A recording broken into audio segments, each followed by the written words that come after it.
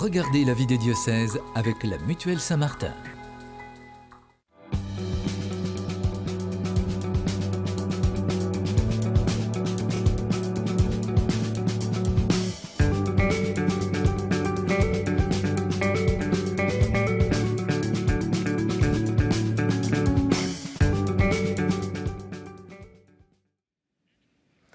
Bonjour à toutes et à tous, bienvenue dans cette nouvelle édition de la vie des diocèses. Alors cette semaine, on vous emmène dans les Hauts-de-Seine, à la découverte de l'église en Hauts-de-Seine, l'église du diocèse de Nanterre, direction la proche banlieue ouest parisienne.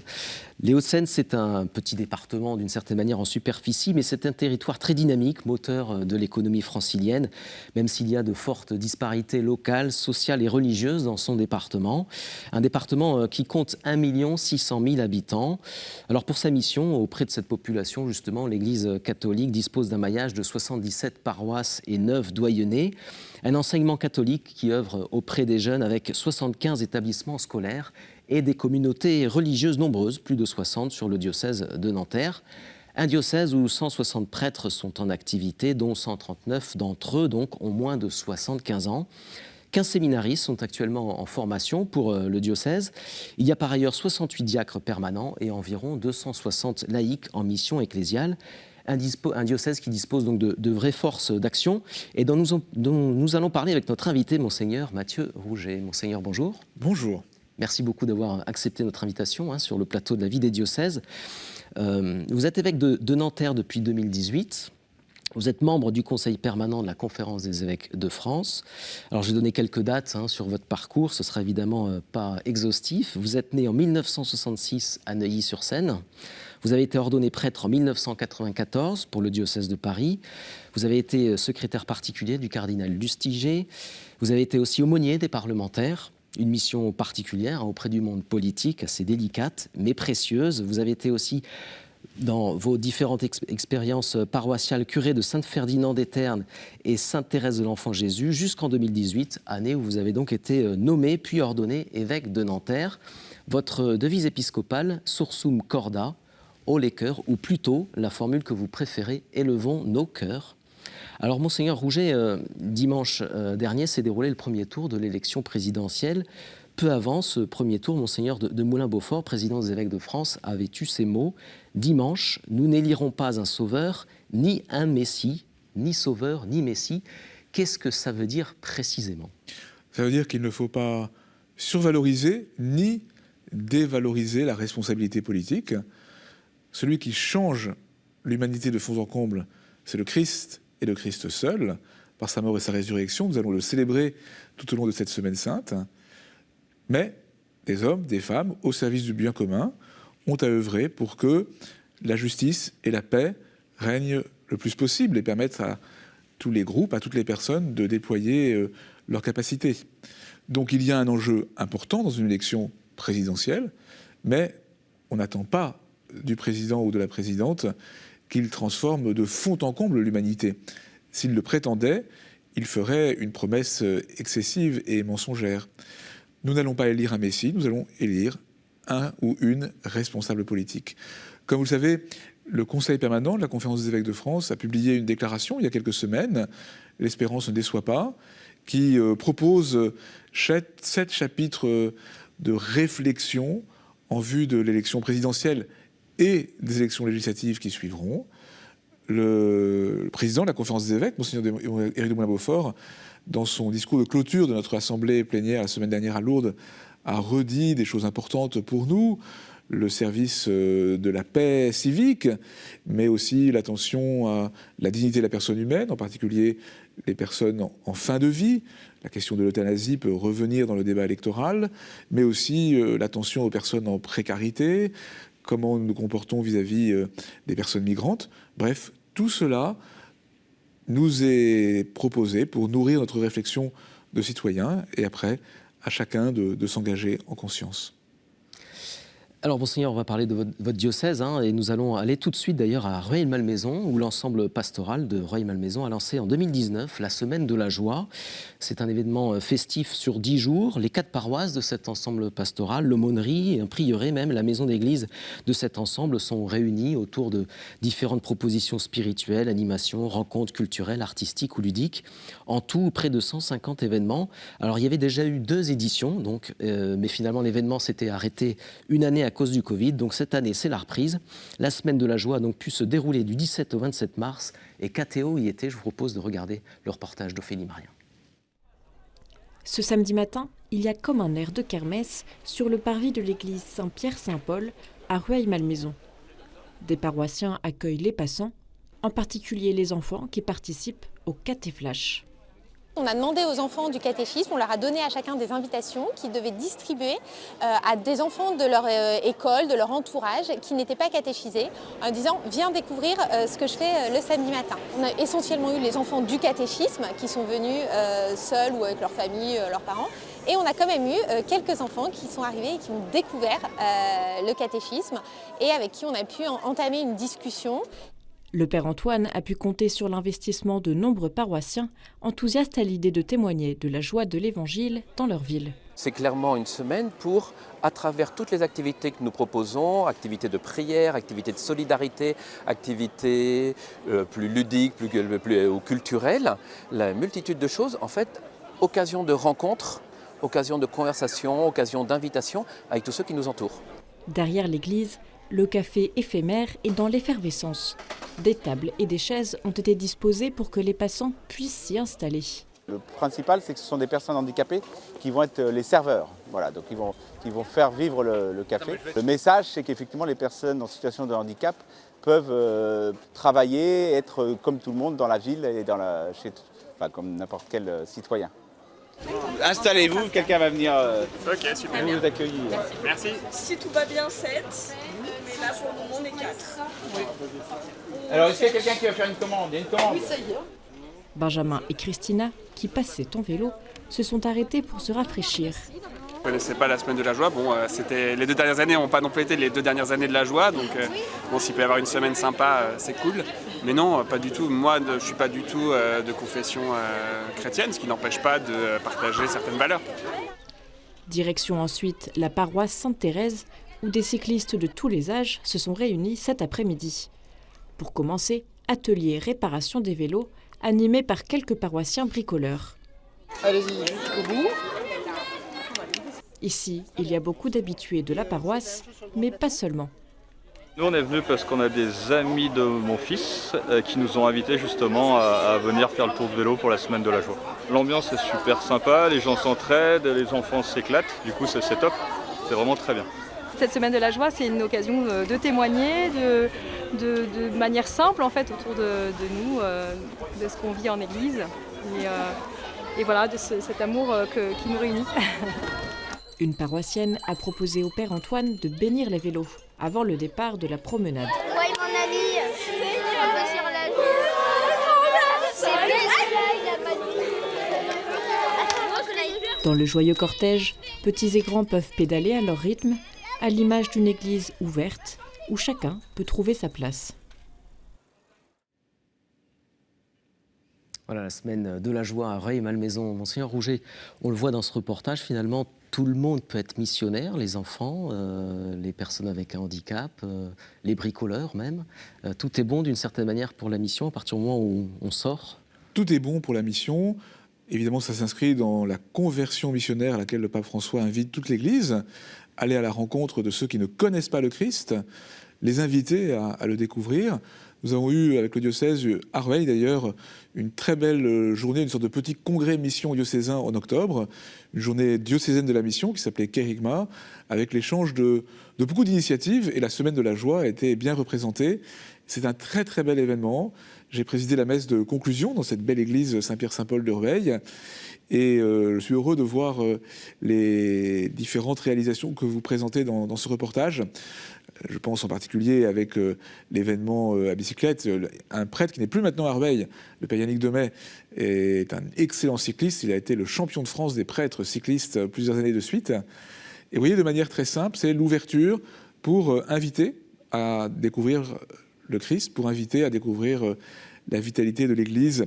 Il y a beaucoup d'initiatives qui existent dans le diocèse vraiment pour aller à la rencontre des personnes de manière audacieuse, bienveillante, créative. Et cette semaine de la joie est vraiment un très très bel événement. C'était un peu difficile de célébrer une semaine de la joie. On était au tout début de la guerre en Ukraine. Mais précisément, c'est ce que j'ai dit en présidant sa conclusion, la joie qui vient du Christ ressuscité, c'est la joie qui triomphe de la mort et du péché. C'est tout le mystère de la Semaine Sainte. Et donc, la joie dont nous avons à témoigner, ce n'est pas une joie superficielle et factice. C'est cette joie qui est plus forte que tout ce qui pourrait y porter atteinte. Et vous voyez, avec ces personnes handicapées qui contribuent au service dans ce café éphémère, on a bien l'expression de la force intérieure qui permet d'aller au-delà des difficultés.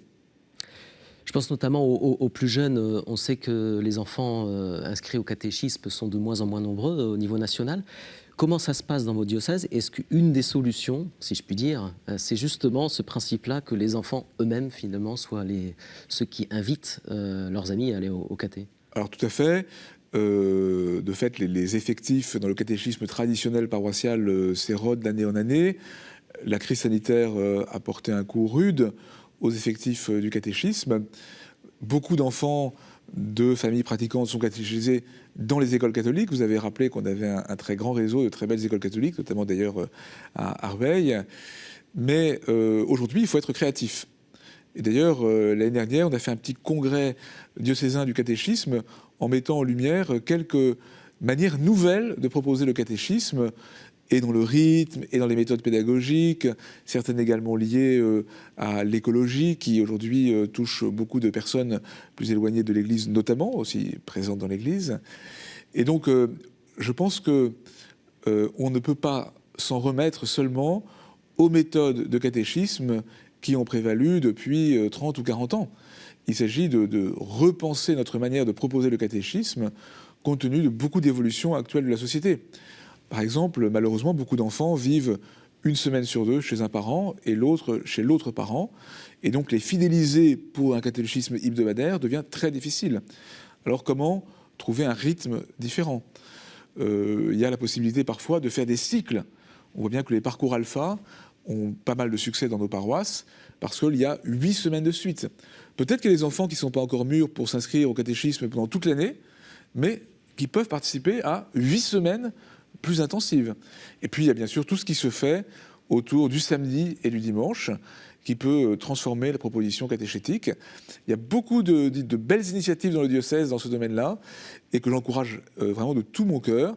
Nous ne pouvons pas nous satisfaire de la baisse chronique des effectifs, et nous ne pouvons pas non plus en rester éternellement à des méthodes qui ont été très renouvelées il y a quelques décennies, mais qui ont maintenant besoin d'être repensées. Est-ce que c'est une question de méthode, ou est-ce que dans la société, c'est aussi finalement l'existence d'obstacles qui sont vraiment très lourds qu'il faudrait lever? Et alors, quels seraient-ils? Il y a la sécularisation de la société, il y a la fracturation du temps de vie, la fracturation des familles aussi, je l'ai dit. Mais pour moi, peut-être que le plus important, c'est le contenu du catéchisme. C'est la manière dont nous arrivons à manifester la lumière du Christ. Il ne s'agit pas simplement d'avoir un peu de culture religieuse et quelques repères de vie morale. Il s'agit d'abord de vivre, et les catéchistes du diocèse, il y a quand même plus d'1 millier de catéchistes dans le diocèse, en sont convaincus, je le sais, c'est la rencontre personnelle avec le Christ, vivant et agissant dans son Église. Et je pense que toutes les méthodes que nous avons à repenser sont toujours à repenser à l'aune de la nouveauté du mystère du Christ lui-même. Il y a quelques années, j'ai fait une lettre pastorale structurée autour de 3 points d'attention: fraternité, intériorité, créativité. La créativité chrétienne, c'est toujours se rappeler que la nouveauté par excellence, c'est le Christ. Et donc, il ne s'agit pas simplement de repenser des méthodes pédagogiques, mais de se demander comment, dans des circonstances nouvelles, va pouvoir briller et rayonner la nouveauté de l'amour du Christ mort et ressuscité. Alors on l'a vu, c'est aussi une église visible, qui est dehors, qui est en sortie. Alors cette visibilité suscite parfois des réactions. C'est ce qui s'est passé notamment le 8 décembre dernier lors d'une procession au flambeau à Sainte-Marie de Fontenelle pour l'Immaculée Conception. Des fidèles ont été violemment pris à partie. Est-ce que le fait que ces chrétiens soient la cible de menaces, est-ce que c'est quelque chose qui se développe sur votre diocèse ou est-ce que c'est finalement quelque chose qui est contenu? Ça a été un cas relativement exceptionnel, même si ici ou là, il y a un peu de vandalisme dans telle ou telle église, dont on ne sait pas très bien si c'est de la malveillance ou le fait de personnes un peu perturbées. Alors, cette procession, ça a été un moment très douloureux, très traumatisant pour cette communauté paroissiale, en 2 clochers. Et donc, c'était entre les 2 clochers qu'il y avait cette modeste et très paisible procession mariale. C'était un moment éprouvant. Depuis, j'ai pu aller encourager cette communauté. J'étais célébrer la messe dans chacun des 2 clochers le dimanche suivant. Les autorités municipales et politiques de Nanterre se sont aussi manifestées. Les autorités également musulmanes du quartier se sont manifestées. Je crois qu'aujourd'hui, il y a un effort de la société pour faire en sorte que des quartiers ne deviennent pas tellement homogènes que la mixité religieuse ne puisse plus s'y exprimer. Donc c'est vraiment un souci, disons, politique important. Et puis après, je pense qu'il faut que nous préparions ce genre d'événements qui doivent pouvoir continuer d'avoir lieu par un travail de fraternité de terrain avec les uns et les autres, et puis aussi par un dialogue avec les forces de l'ordre pour que quand il y a des événements de ce genre-là, ils puissent avoir lieu en toute sécurité. Mais je constate, par la qualité des échanges que j'ai pu avoir avec toutes les parties en présence après cet événement très douloureux et très traumatisant pour ceux qui l'ont vécu, j'ai confiance que nous allons pouvoir continuer d'avancer. Alors, Monseigneur Rouget, à propos d'annonce, une formation est proposée depuis une douzaine d'années dans votre diocèse aux fidèles du diocèse de Nanterre pour notamment se former, mais aussi peut-être justement assurer cette mission. C'est une formation qui s'appelle Bâtir sur le roc. Elle s'adresse aux personnes de tous âges, de tout niveau, scolaire et universitaire. Elle se découpe en 3 années. Et cette année, on est à l'année de l'Esprit, c'est ça, l'année de l'Esprit Saint. Alors, pourquoi cette formation? Alors, nous allons en parler, mais nous allons d'abord écouter l'une des enseignantes, sœur Anne Solène. Elle est religieuse auxiliatrice et professeure de théologie morale à l'Institut catholique de Paris. Et donc, elle enseigne à cette formation. On l'écoute. Souvent, les adultes, en réalité, ils ont un niveau de connaissance de la foi qui correspond à celui qu'ils ont eu en catéchèse. Et donc, un niveau, une foi enfantine d'une certaine manière. Et donc là, les études, c'est l'opportunité de comprendre avec leur intelligence d'adulte ce qu'il en est des différents mystères de la foi, d'avoir des outils aussi pour réfléchir en morale, notamment aux questions qui sont en débat dans la société, voilà, et de réfléchir en ayant en arrière-fond. C'est aussi l'intérêt d'avoir des chrétiens qui sont capables de s'investir dans le diocèse. À l'heure de la synodalité, c'est aussi des personnes qui peuvent vraiment prendre part de manière constructive au dialogue auquel le pape François nous invite. Donc voilà, c'est au moins quelques intérêts. Et puis je crois personnel ensuite d'avoir des chrétiens bien dans leur foi et voilà, bien dans leur tête, dans leur cœur, dans leur foi.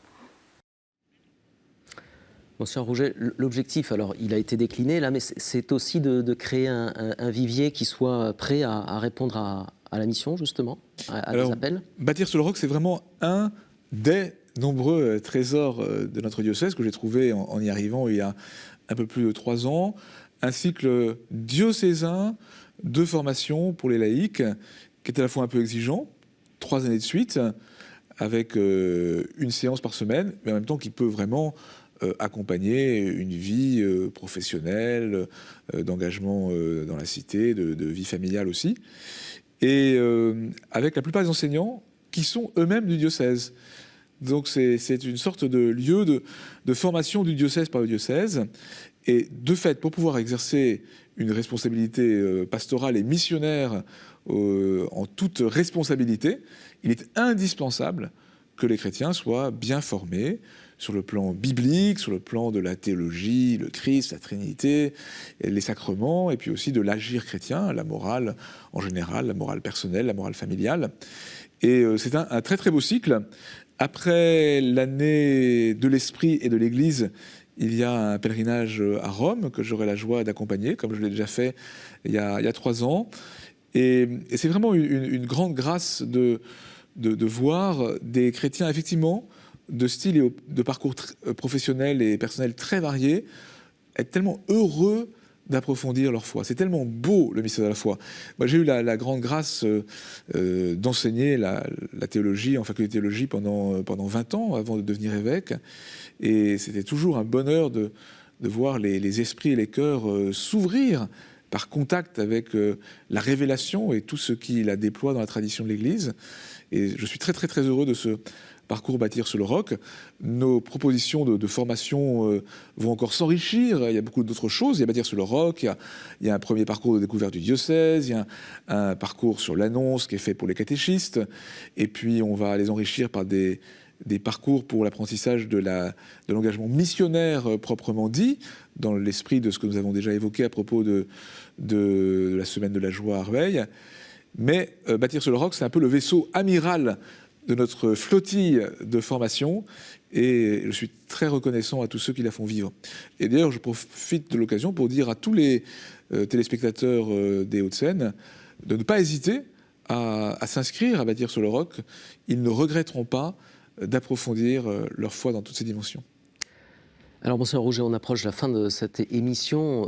C'est l'heure de notre dernière séquence, la séquence des questions de terrain, des fidèles qui vous posent eux-mêmes des questions à leur évêque. C'est la séquence des questions de terrain.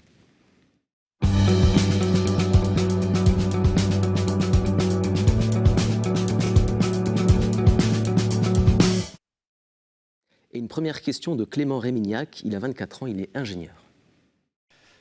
Bonjour Monseigneur, je fais partie de l'équipe Laudato Si des 4 paroisses de Rueil. Et on se demandait comment est-ce que vous vous déplaciez dans le cadre de vos fonctions, si c'était en voiture ou alors en vélo, en transport en commun, whatever it is. Alors, je me déplace parfois en voiture, trop souvent en voiture, parfois en transport en commun, souvent un mix des deux. Et j'essaye aussi de plus en plus à bicyclette.